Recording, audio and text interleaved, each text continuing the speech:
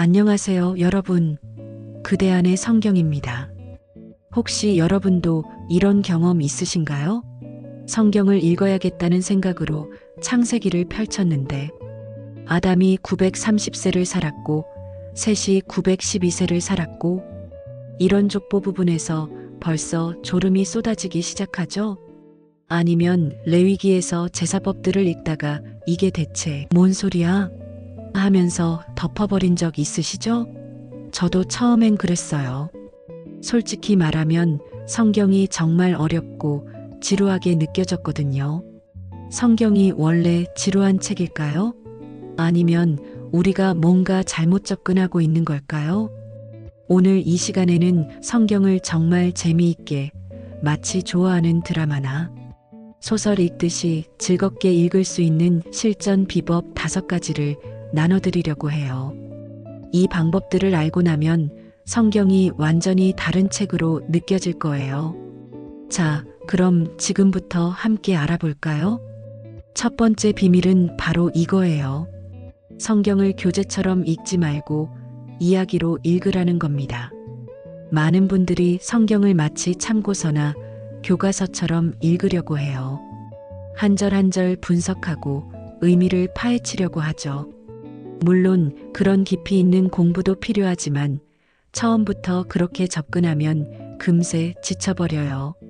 성경은 사실 세상에서 가장 흥미진진한 이야기책이에요. 생각해보세요. 창세기만 해도 우주 창조부터 시작해서 첫 번째 살인사건, 대홍수, 바벨탑 사건, 이런 스펙터클한 사건들이 연달아 벌어지잖아요. 그리고 사무엘서나 열왕기 같은 경우는 정말 드라마 왕좌의 게임보다 더 치열한 권력 다툼이 벌어져요. 다윗과 골리앗의 대결, 솔로몬의 지혜, 엘리야와 바알 선지자들의 대결. 이런 장면들이 얼마나 드라마틱한데요.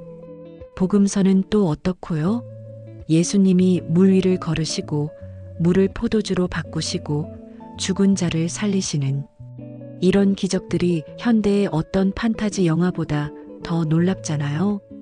그러니까 성경을 읽을 때는 이렇게 생각해 보세요. 아, 지금 내가 세계 최고의 베스트셀러를 읽고 있구나. 이 주인공들이 어떤 모험을 하게 될까? 이런 마음으로 읽어보시면 정말 다르게 느껴질 거예요. 두 번째 비밀은 큰 그림을 먼저 파악하라는 거예요. 여러분이 넷플릭스에서 새로운 시리즈를 볼 때 보통 어떻게 하시나요? 미리 예고편도 보고 줄거리 요약도 읽어보죠? 그래야 더 재미있게 볼 수 있잖아요. 성경도 마찬가지예요. 각 권이 전체 이야기에서 어떤 역할을 하는지, 어떤 메시지를 담고 있는지 미리 알고 읽으면 훨씬 흥미롭게 읽을 수 있어요.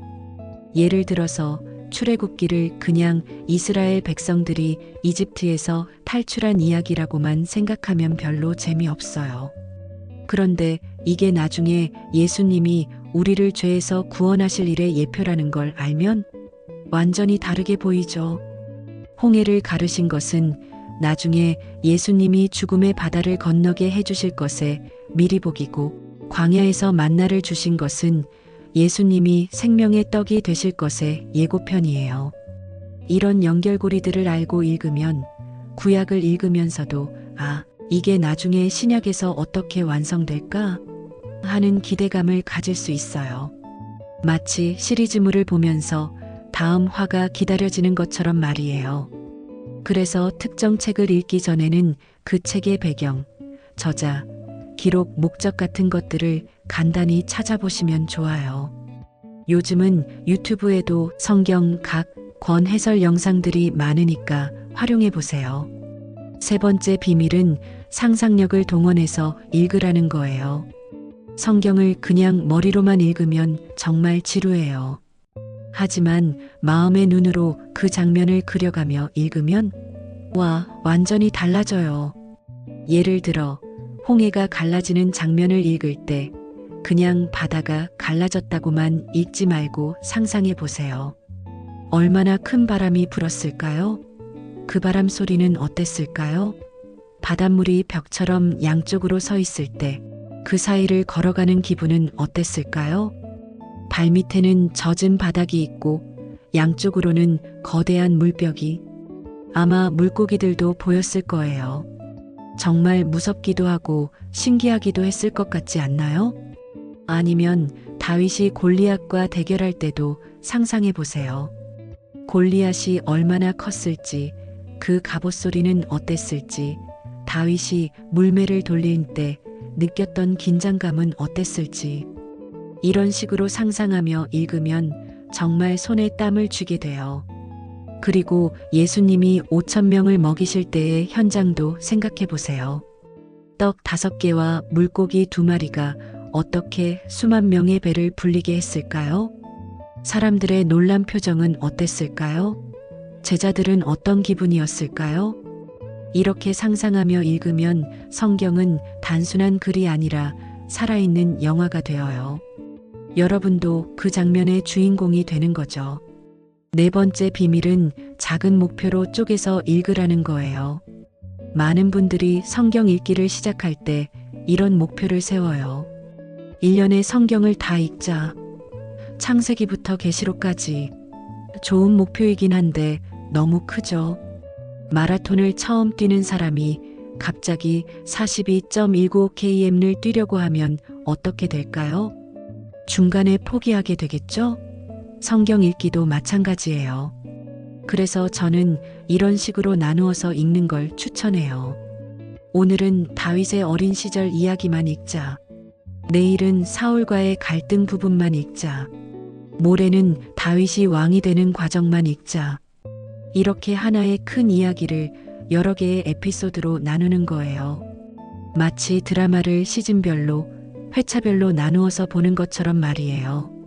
그리고 각 에피소드마다 오늘 읽은 내용에서 가장 인상 깊었던 장면은 뭐였을까? 주인공의 어떤 점이 인상적이었을까? 이런 식으로 간단히 정리해 보세요. 이렇게 하면 부담도 적고 성취감도 느낄 수 있어요.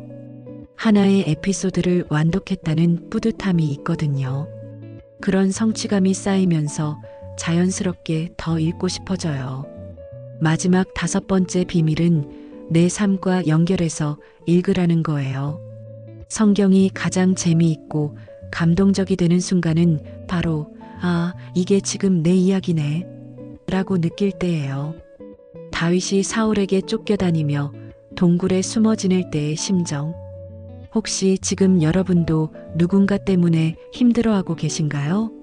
직장에서, 학교에서, 인간관계에서 어려움을 겪고 계신가요? 그럼 다윗의 마음이 이해되실 거예요. 요셉이 형들의 시기로 노예로 팔려갔을 때, 그리고 감옥에서 오랫동안 기다려야 했을 때, 지금 여러분도 억울한 일을 당해서 참고 기다리는 시간을 보내고 계신가요? 그럼 요셉의 이야기가 큰 위로가 될 거예요. 베드로가 물 위를 걷다가 두려움 때문에 빠져들 뻔했을 때, 우리도 믿음을 가지고 시작했다가 중간에 흔들릴 때가 있잖아요. 바로 그런 순간에 베드로의 경험이 공감되죠. 이렇게 성경 인물들의 경험을 내 삶과 연결해서 읽으면 성경은 단순한 옛날 이야기가 아니라 지금 여기서 나에게 주는 생생한 메시지가 되어요. 그리고 그들이 어떻게 어려움을 극복했는지, 하나님이 어떻게 도우셨는지를 보면서 우리도 희망과 용기를 얻을 수 있어요. 자, 오늘 함께 나눈 성경을 재미있게 읽는 5가지 비밀을 정리해보면, 성경을 교재가 아닌 이야기로 읽기, 큰 그림을 먼저 파악하기, 상상력을 동원해서 읽기, 작은 단위로 나누어 읽기, 내 삶과 연결해서 읽기. 성경은 원래부터 지루한 책이 아니에요. 우리가 접근하는 방식이 좀 딱딱했을 뿐이죠. 성경은 세상에서 가장 드라마틱하고 감동적이고 희망적인 이야기가 담긴 책이에요. 여러분도 오늘부터 이 5가지 방법을 하나씩 적용해 보세요. 분명히 성경이 전혀 다르게 느껴질 거예요. 어쩌면 여러분에게도 성경이 가장 좋아하는 책 중 하나가 될지도 몰라요. 이 영상이 도움이 되셨다면 좋아요, 버튼을 꾹 눌러주시고 구독과 알림 설정도 해주세요. 여러분의 작은 클릭이 더 좋은 컨텐츠를 만드는데 큰 힘이 됩니다. 그리고 댓글로 여러분이 성경을 읽으면서 가장 어려웠던 점이나 오늘 배운 방법을 적용해 보신 경험을 나눠주시면 정말 감사하겠어요. 다음 영상에서도 여러분께 도움이 되는 내용으로 찾아뵐게요. 오늘도 함께 해주셔서 정말 감사합니다.